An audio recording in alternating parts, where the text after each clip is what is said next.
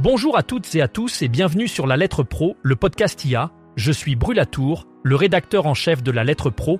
Aujourd'hui, nous allons explorer les actualités marquantes de la journée dans le monde de la radio et du podcast. Voici les titres du jour.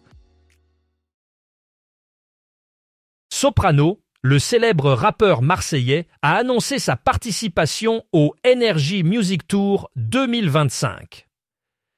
Prévu pour le 28 mai prochain à Liège Expo, cet événement est le plus grand concert gratuit de Wallonie où 7000 spectateurs sont attendus. Soprano, qui a déjà fait vibrer ses fans lors d'un Energy Live en janvier, rejoindra une affiche impressionnante aux côtés de M. Pokora, Elena, K-Black, Clara Luciani et bien d'autres. Le show sera animé par Dylan avec un pré-show signé Daniel Murillo et Santiago Velasquez de Enerja Latino. Pour assister à ce concert exceptionnel, il suffit d'écouter Energy, qui offre des centaines de places à ses auditeurs. Jean-Éric Valli a été réélu président de Radio Player France pour un nouveau mandat de 2 ans. Cette décision a été prise lors de l'Assemblée générale de Radio Player France. La réélection de Jean-Éric Valli souligne la confiance renouvelée des radios associées dans sa vision stratégique. Depuis le lancement de Radio Player France en 2021, il a su proposer une direction claire et efficace pour le développement de la plateforme. Radio Player France, qui regroupe de nombreuses radios françaises, s'est affirmé comme un acteur clé de la radio numérique dans le pays. Sous la présidence de Jean-Éric Valli, l'organisation a continuellement cherché à innover et à offrir de nouvelles opportunités pour les radios et leurs auditeurs. Avec ce nouveau mandat, Jean-Éric Valli continuera de conduire Radio Player France vers de nouveaux succès. Lagardère Publicité News vient d'annoncer un nouvel accord stratégique avec AdsWiz, une entreprise spécialisée dans la technologie publicitaire. Grâce à cet accord, Lagardère devient le représentant exclusif des espaces publicitaires audio de SoundCloud en France. Cette collaboration s'appuie sur l'utilisation des technologies avancées d'AdsWiz, notamment ses outils de ciblage qui permettent d'atteindre une audience jeune et très engagée. En France, SoundCloud attire chaque mois environ 1,7 million de visiteurs uniques, dont 60 et 11% ont moins de 35 ans. Cette expansion de l'offre de Lagardère Publicité News représente une opportunité significative pour toucher une audience jeune et connectée, renforçant ainsi leur position sur le marché publicitaire audio. K6FM annonce une collaboration inédite avec le Cirque Pinder, une institution emblématique du cirque en Europe.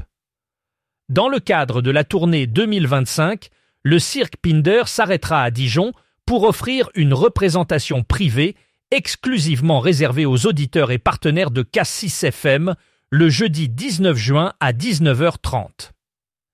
Cette soirée sera l'occasion de découvrir en avant-première le spectacle 2025 du Cirque Pinder.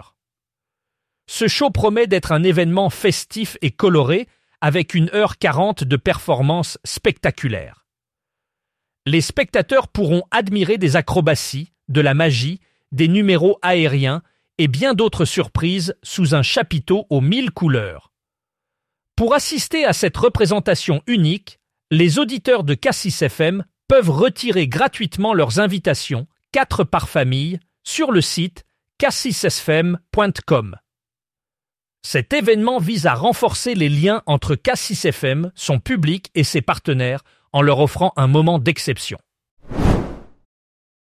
Maxence Radovic, un jeune talent de 25 ans, incarne la nouvelle génération de la radio française. Après avoir débuté sa carrière chez Energy, il s'épanouit désormais au sein de Radio France et plus précisément dans le programme Ici Lorraine. Ce changement de cap illustre la volonté de Radio France de s'adapter aux nouvelles tendances en intégrant des voix jeunes et dynamiques dans sa programmation. La présence de Maxence Radovic met en lumière l'importance de la collaboration intergénérationnelle dans le secteur radiophonique. En effet, l'avenir des ondes repose sur une alliance stratégique entre les vétérans du secteur et les représentants de la génération Z. Radio France semble avoir bien saisi cette dynamique en faisant confiance à des professionnels comme Maxence, qui apportent un souffle nouveau et une compréhension aiguisée des attentes contemporaines.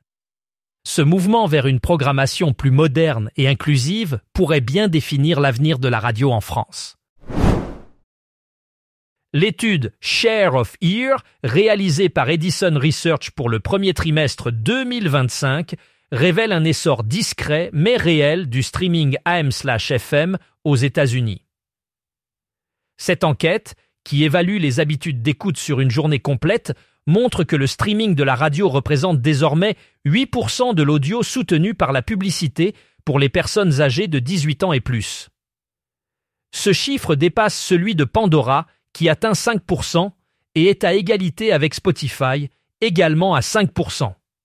Pour rappel, en 2017, Pandora dominait ce segment avec 9%, contre 6% pour le streaming AM/FM et seulement 2% pour Spotify. Cette progression souligne la montée en puissance du streaming radio dans le paysage audio américain, un secteur qui continue d'évoluer et de s'adapter aux nouvelles habitudes des auditeurs. Les jeudis 5 et vendredi 6 juin 2025 marquent une nouvelle édition de la Fête de la radio, un événement national dédié à la radio et à l'audio. L'objectif est de rapprocher les antennes de leurs auditeurs et de mettre en valeur les divers modes d'écoute et canaux de diffusion disponibles aujourd'hui. Ouverte à toutes les radios et acteurs de l'écosystème audio, la Fête de la radio encourage chaque station à organiser ses propres activités. Un kit de communication complet est proposé par l'Association pour la Fête de la radio, incluant des outils graphiques, des jingles audio et des tutoriels pour une participation virale via le hashtag BudgetMaradio. Les 2 journées permettront au public de redécouvrir la radio sous toutes ses formes, qu'il s'agisse de diffusion analogique, numérique ou de streaming. L'événement vise à valoriser la radio comme un média vivant et hybride, essentiel dans le paysage médiatique français, et à renforcer son attractivité auprès des jeunes publics. Bell RTL a lancé une nouvelle campagne de communication intitulée « Vibrer ensemble ». Cette initiative vise à renforcer le lien entre la station et ses auditeurs en mettant en avant de véritables voix du public. Pour ce faire, Bell RTL a lancé un appel à candidatures à la fois sur ses ondes et sur les réseaux sociaux, invitant les auditeurs à partager leur histoire et leur attachement à la station. En quelques jours seulement, plus de 500 réponses ont été reçues, témoignant de l'engouement des auditeurs pour cette approche participative. Cette campagne souligne l'importance de l'interaction et de l'engagement des auditeurs dans le paysage radiophonique moderne, en permettant à la communauté de s'exprimer et de se sentir valorisée au sein de la programmation de Bell RTL. Métropolis, une station radio bien implantée dans les Hauts-de-France, vient d'intégrer le portefeuille de Rossel Radio Pub. Cette intégration concerne 3 zones clés, Douai, Saint-Quentin et Amiens. Avec cette nouvelle exclusivité, Rossel Radio Pub consolide sa position en tant qu'acteur majeur de la publicité locale dans cette région. Ce mouvement stratégique vise à renforcer la présence de Rossel Radio Pub sur son territoire historique et à offrir de nouvelles opportunités commerciales. Cette collaboration permettra de toucher un public plus large et d'apporter davantage de valeur aux annonceurs locaux. Pour Rossel Radio Pub, il s'agit d'une étape importante pour continuer à développer son influence et son réseau de diffusion dans les Hauts-de-France. Merci d'avoir écouté La Lettre Pro, le podcast IA. Pour plus d'informations sur ces sujets et bien d'autres, rendez-vous sur le site lalettre.pro. Vous pouvez également vous abonner à notre newsletter quotidienne pour ne rien manquer de l'actualité de la radio et du podcast.